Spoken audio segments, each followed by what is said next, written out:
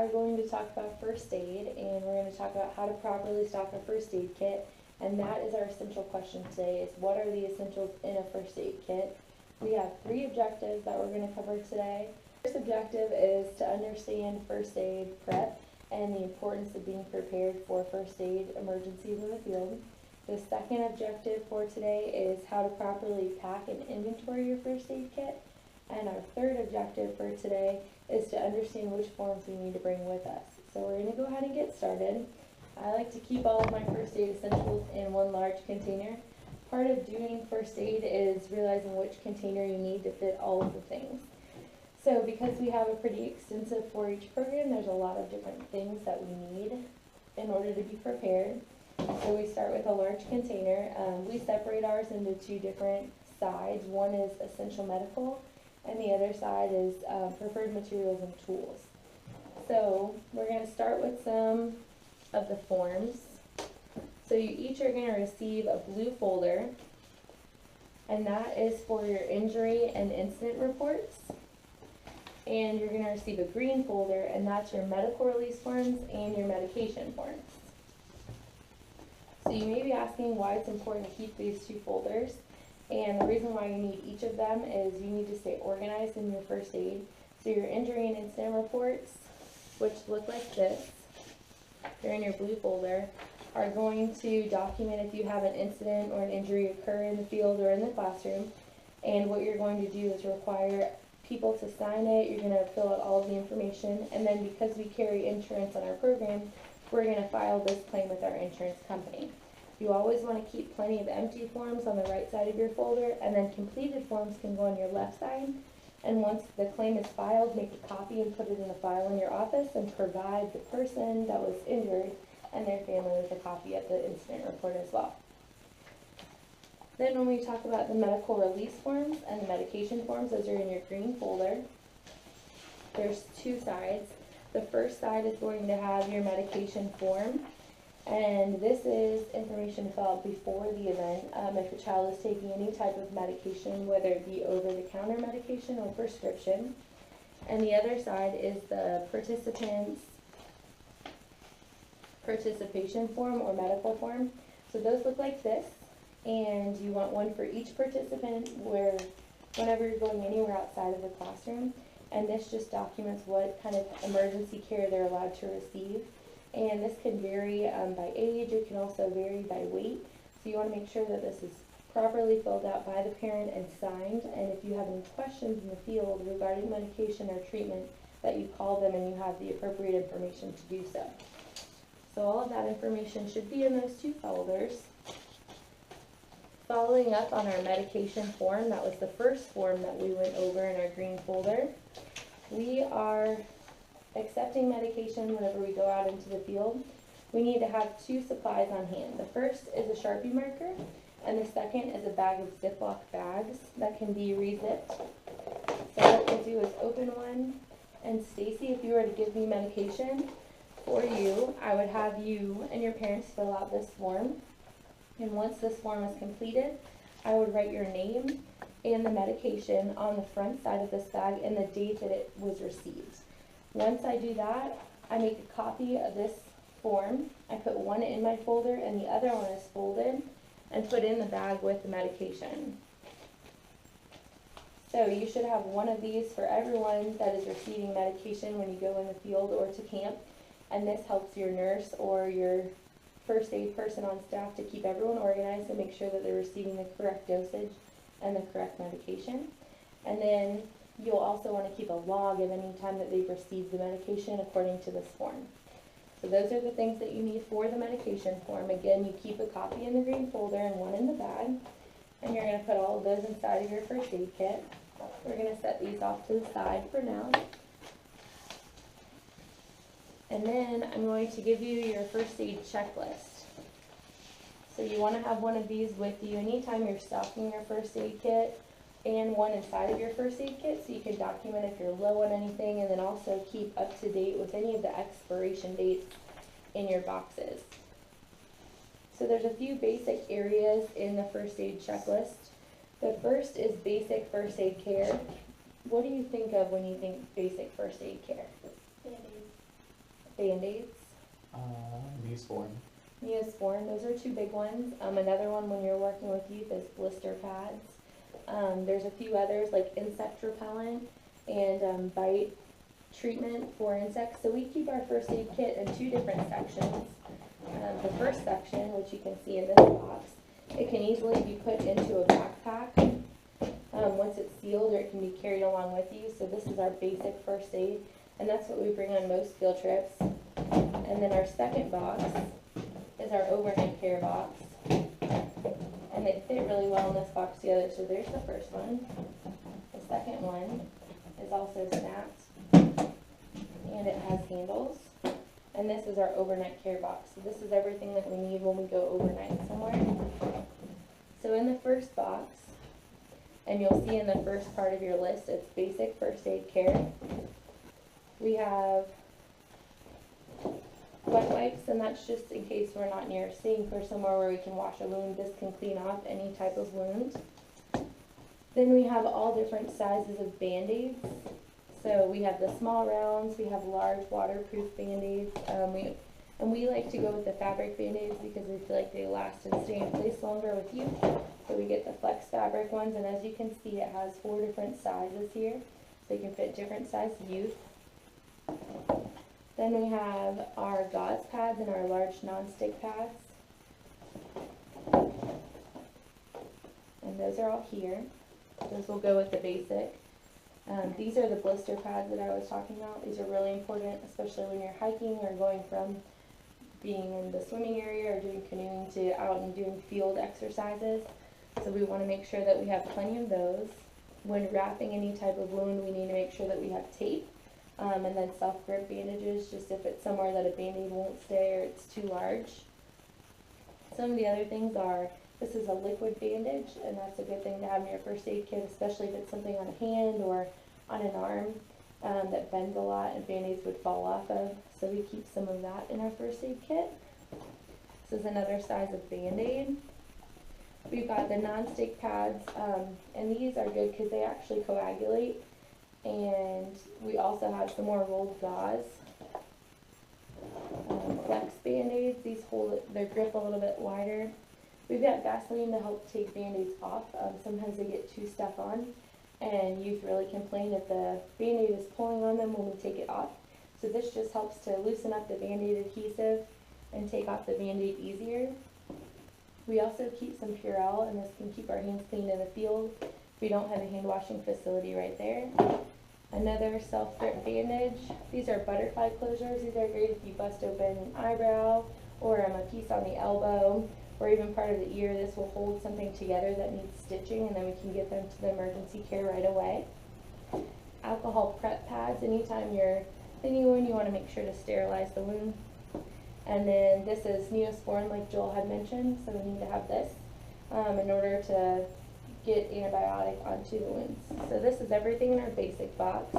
We'll go ahead and put it back in. We want to make sure that this is semi-organized, so that way our first aid care professional will be able to find everything that they need.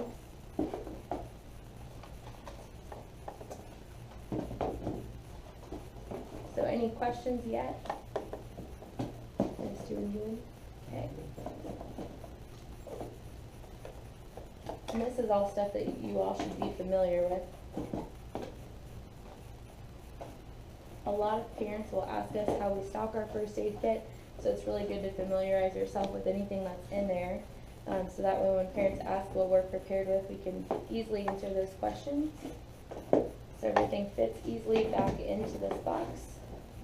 And we'll close it back up.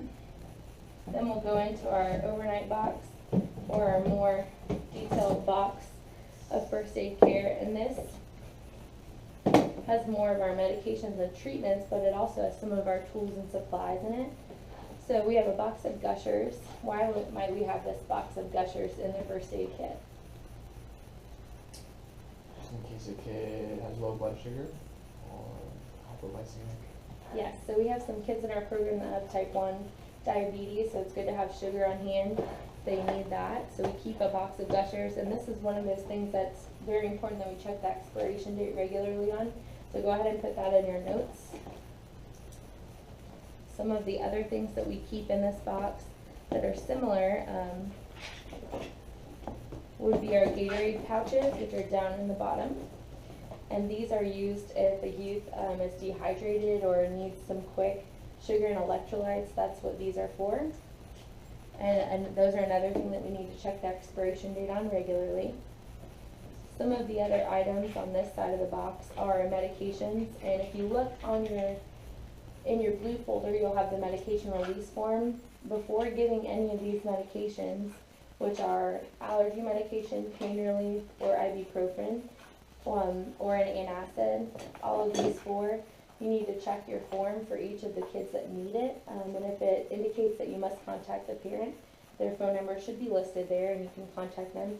If it says that they're not allowed to have one but they're allowed to have the other, in regards to acetaminophen versus an aspirin or something like that, we need to make sure that we follow direct orders, especially on dosing. If it says less than what's required, that we respect the parent's wishes there.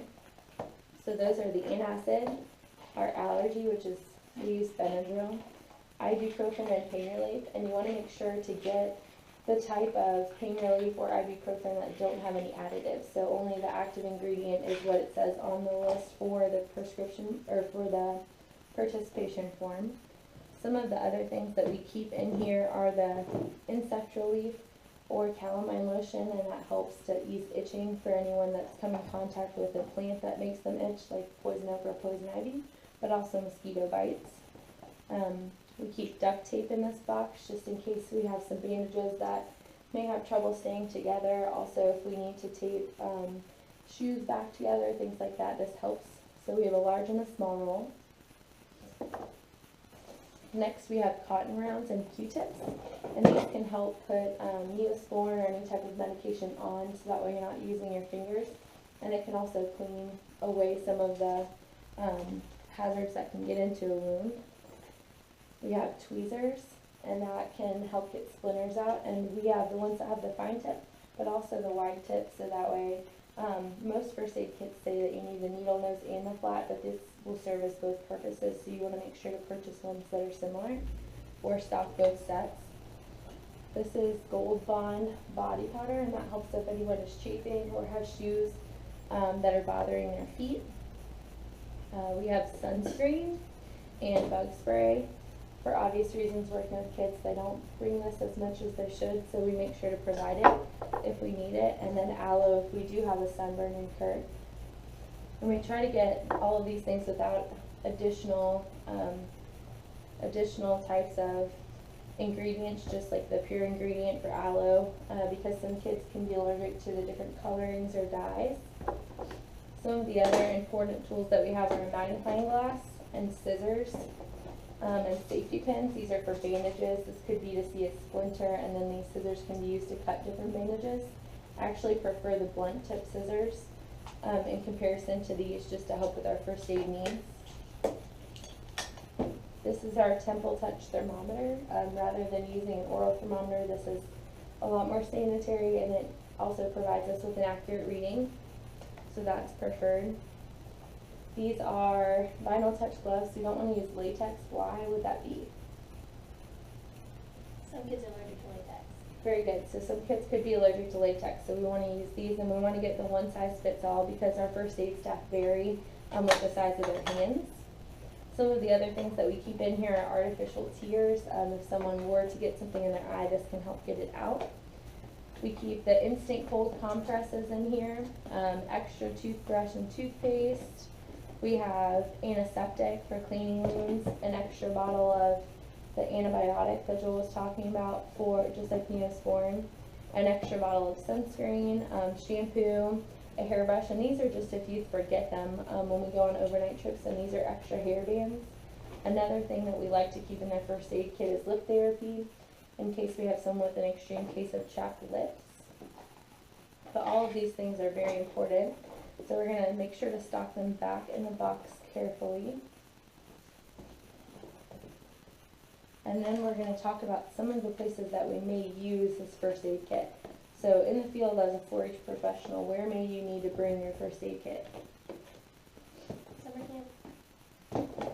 So summer camp is the obvious choice. Very important that we bring our first aid kit there. Although camp first aid is provided, it's good to have our own. What are some of the other places that we might need a first aid kit? Any sort of field trip, so maybe like the zoo or hiking trip or anything like that. Very good. So do you think all of these items would be needed on a day trip hiking or just some? Mostly just the other box, right? Just the smaller box. The first box, very good. So now I want you to talk together and brainstorm some of the items that may have been forgotten in this first aid kit. Go ahead and flip your list over, and I want you to brainstorm some of the things that you would add to this first aid kit that may not necessarily be in here. For this box, I would add maybe some of those mini deodorants, just in case I can. Kids get some, maybe some soap too, just in case, like some little bars of soap, Like hotel like soap. soaps, yeah. Trying to think of the other one. It would seem very thorough. You did such a good job. It's hard to decide. There are a few things that I personally would add. One of those being a headlamp or a flashlight, or if we have a first aid emergency and it's in the dark, that would be a good one. Another one is the medical waste bag. If someone is in the van and we're on the way to a field trip and they begin to vomit, we need to make sure to have a waste bag available for them, so that way it doesn't end up all over the van before we pull over. I'll let you brainstorm a little bit more on some of the things that you think should go in there.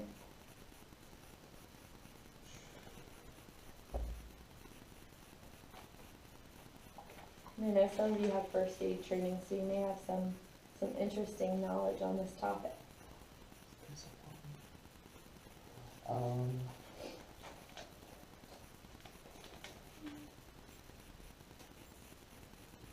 Got gloves. Wipes. Gauze pads. An ace bandage would be helpful. Very good. If someone sprains an ankle or something like that in a trip. A heat pack or a cold pack. We have the cold compresses, but a heat pack would have been good.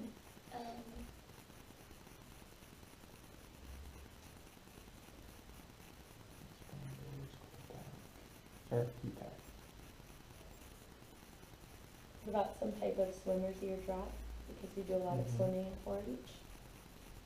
Hydrogen peroxide. Yeah. Hydrogen peroxide, because not all kids will stand for alcohol. Yeah. Very good.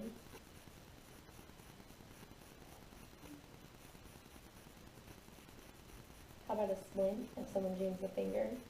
Yeah, you could even just get some of those big popsicle stick type things, those big like tongue depressors. Was there tape in there? Medical tape?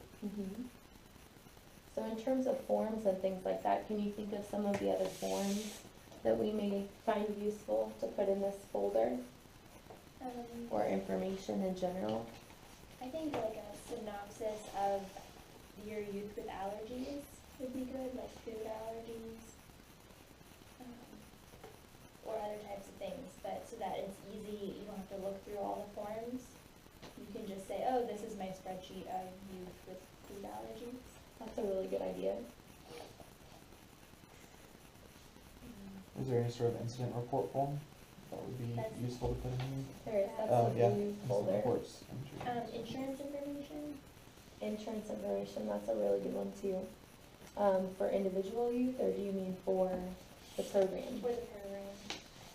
So we should put inside of this folder, maybe fixed on one of the large stickers, who to call in case of an incident, or maybe have a printout for where we're going with the local hospital or emergency care information other than 911. If it's not an actual emergency where we need an ambulance or an airlift, or we just need to get to the closest medical facility, we could be out of range for cell-phone service. Or like directions to like where those places would be. Like if you could have, for example, Camp Cherry, like we know where it is and we know where we're gonna be the whole week. So like having driving directions to the nearest medical facility would be good. Okay. So now we're going to go through 2 scenarios with something that could happen at 4-H, and I'm gonna give you free reign of the boxes, and you're gonna find the materials that you would need in order to make that situation first aid appropriate. So the first situation is that we are on a hike. We are in North Georgia in the mountains, and someone collapses while we are on the mountain and scrapes the inside of their leg. There is blood. There is also some scrapple and things in the cut. So here are the 2 boxes, and I want you to find everything that you may need to use in order to treat the situation appropriately. Did they collapse from dehydration, or did they just fall over, or did they collapse from? So they collapsed from dehydration Okay. because they did not follow the directions in how much water they were supposed to drink. So you have a few minutes to go through the materials. So first thing you need is PPE. You can have your gloves. Yeah, that's what I was gonna say. They're here. If Gloves. there's blood, you don't want to get that on them. Gloves. Gloves. They're And dehydrated, so we'll need they need the Gatorade. Gatorade, which is. To your right. Oh, you're right. So Gatorade. And but then we need something to clean out the wounds, which we are on a Antiseptic hike, wipes. so we need the wipes right here, and then we need is it more like a scrape or like A a cut. gash? It's more like a scrape, so it is bleeding. Okay. Let's say it's about a An 6-inch abrasion. wound. But it's not like deep. It's just like a surface bleeding. It's surface bleeding, yes. Okay. Okay. So Clean the wound. we need the Material. Here, we need this Mhm. antibiotic, and then we need some kind of. That's too small, so we need like a gauze wrappy thing. Yeah, if it's Here's not a this gauze big, pad. How you can big? put a is it? gauze These pad are on it and then 2 tape by it down. 2 inches. These ones are 3 by 4 inches. So where's that wrappy bandage? There's your self-grip bandage. Yeah. Would that work? We could tape down the other thing too. If we had what multiple what I would things, do we in could that overlap situation is them. I would put down the Your first aid. non-stick person. pad and then just use the Tape. tape right here and tape Okay. the edges down. That sounds good. And then also, we put the it rest. hurts very bad. It hurts very So- bad. It so they hurts would very need some bad. This'll help a little bit ibuprofen. with the We have to ibuprofen. check the medical form to make sure that they can have ibuprofen, Check the medical form. and then they can have ibuprofen if it says they can. They can have it. And the youth is 12 years old. So, where's our bottle? Oh, it's this thing.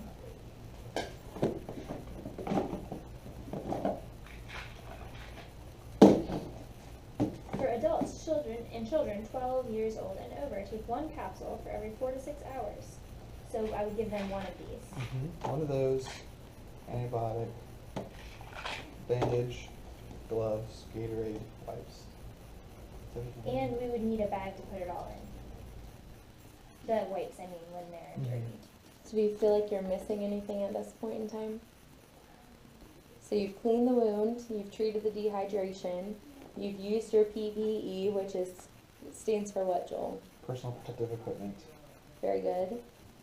You also have your tape and your bandage. You also have your ibuprofen and your first aid, antibiotic ointment. So if we were going to clean the wound with the towelettes, would that also sterilize it? No. Do we have alcohol pads in here?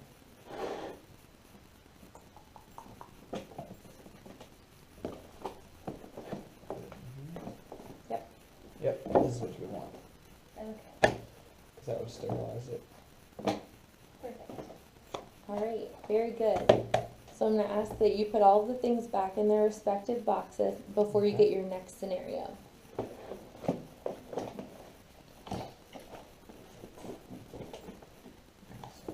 These ones go.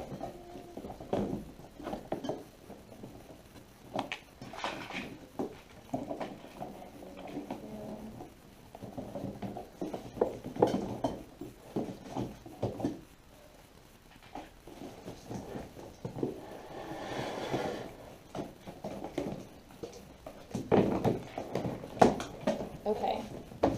Ready for your next scenario? Your next scenario is you are at a 4-H horse show. All youth are required to ride with helmets on, and one youth was riding with her helmet. As she was loping by, one of the poles that indicates the arena. She was gashed from her forehead to the side of her hairline, and she fell off of her horse. So she has a head injury. She also has a gash, and someone has caught her horse, so you need to make sure that she is okay. So what are the things that you're going to bring to the rescue? So we need the medical information, and we need probably the ibuprofen and those butterfly things, and the alcohol pads, and the gloves. We need the gloves back. Some butterfly closures. We need that. There's Oh, and the pretty, Q-tips to put them on with. She probably, we need to use the medical forms to find out, one, if she can take ibuprofen, but also to find out, we need to be able to call whatever medical facility Yeah. to make sure that they know we're coming in and know where to go. And And technically call the speaking, parent as well. if she hit her head, then She you could should have be put concussion. into stabilization because she could have hurt her neck. And you need to call 911, leave her there, and hold her head still so she doesn't move her head. okay. So if it's not as serious as what you're saying, and she's able to get up and walk to the first aid in the office, but there is a large bruise occurring and some swelling, what are one of the things that you're Ice. missing? The cold pack. Yeah. Is that in that one? Yeah, cold compress. Okay. So do you feel like you have everything? Close the wound. Clean it. Wear the gloves. That's for the Pain. pain, that's for antibiotics. That is to put that on, like, which we didn't have last time. And this is our cold compress for the swelling. She's also crying. There's tissues, I have tissues. Very good. You guys Tell her suck it up. went through this situation very well. All of your situations were very quickly assessed and solved, so good job. Do you feel like you put your first aid training to use? Yeah. Yeah, All right, very good. feel prepared. So what are some of the ways that we can prevent medical emergencies during 4-H activities? So we won't actually need to use the first aid kit, or we won't use the incident reports because we're trying to keep youth as safe as possible. Try to use certain risk management policies, like training your youth staff. For example, if you have youth volunteers who are working with other youth on the best management practices, but also trying to limit certain risk factors in your environment. So, like if you're around water, maybe have lifeguards, or if you're but make sure all the youth are aware, and make sure you're aware of what all the youth are doing. Okay. And stuff. So maybe like staying within ratio would help with that, making sure we have trained professionals around. What about you, Joel? Can you add anything to that? Maintaining most of the rules of the facility, because I know that at Camp Cherry Lake they have the whole rule of sitting on the railings, have to have closed-toed shoes unless you're at the waterfront, and all those kinds of rules are safety precautions that you need to follow, otherwise you are going to get hurt. Yes. Also, another one, in terms of bringing Gatorade along, what's something that we could do to prevent needing that Gatorade? Make sure everybody drinks water all the time. Staying hydrated. Water breaks. Being in the shade when necessary, not running 100 miles an hour all day long. All of those things. So do you guys have anything that you would want to let 4-H professionals know in the future when they're stocking their first aid kit, or do you think this is a pretty comprehensive guide? I think this is a very comprehensive guide. Especially checklists, because the checklist is really helpful. This is very helpful. Do you think this could also help some of our ag educators when they have field work in their classrooms, or other school teachers that are going on field trips or on different excursions or adventures with their schools? Yeah, definitely. I think this would be useful for anybody who needs to do anything with schools, or with kids and everything like that, like taking them somewhere where there's potential for people getting hurt. Right. Well, even having the basic medical supplies for adult programs would be helpful. Because if you're gardening, for example, you don't know if somebody's actually going to stab themselves with something, hurt their hand or something, and then they might need a Band-Aid. So even just having that kind of stuff, I feel like for adult programs as well as youth programs is beneficial. All right, very good. So we're going to go over our objectives really fast again, make sure that we met all of them. So is everyone able to answer the essential question, which what are the essentials in a first aid kit? Yes, so you're able to do that using your checklist and your Mhm. folders. Objective 1 was understanding being prepared for 4-H and its importance with first aid. So do you feel like you understand the importance of first aid? Yes. Yes. Second objective was properly packing and inventorying our first aid kit. What are some of the strategies that we're going to use to inventory our first aid kit? Going through it at least once a year to make sure that all of the items are up to date and that they're still in stock. You can pick a time once a year to make sure that it's good to go. Keeping track of like an inventory list with expiration dates and things like that, so it's easy to say, okay, well, I'm going to need to buy ibuprofen this year because it's expired. That kind of stuff. Having some sort of system where you can write down all the expiration dates, but there's no needs in there. Very good, and I think that it would be very helpful to take this checklist and to laminate it, and have it front and back side, so that way you can keep a Sharpie marker in your kit, and just write down if you're short on anything, and that list can never be destroyed, even if it gets wet inside of the first aid kit or on a trip, and that can help you stay up to date. And then objective 3 was understanding which forms to bring, so what are the 3 forms that we need to have with us all the time? The participation form and the incident form and Medical the release forms. medical release forms. All The right, medicine forms. very good. Thank you, guys.